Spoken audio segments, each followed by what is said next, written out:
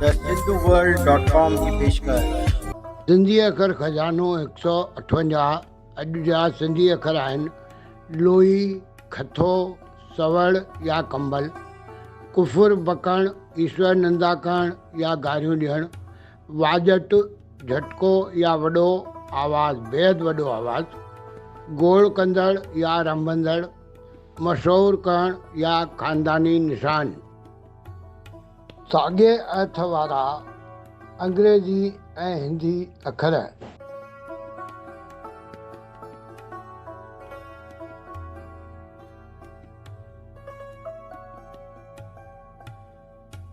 हाणोके समय में सियारे में वधंदा सवड़ जी जॻह ते हल्को ऐं दिलकश रंगनि वारो खथो पसंदि कयो वञे।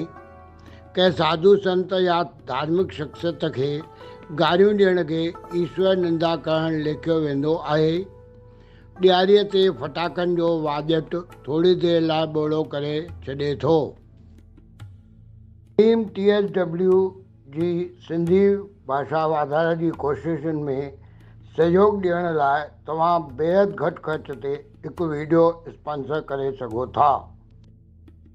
भाॼी मार्केट में गोड़ कंदड़ आवाज़ ॿुधी मूंखे त रंबंदड़ गायूं मेंहियूं यादि अची वेंदियूं आहिनि। ओम जो निशान केतिरनि ई हिंदुनि जो ख़ानदानी निशान बि आहे। सिंधियत सुहिणी रहे।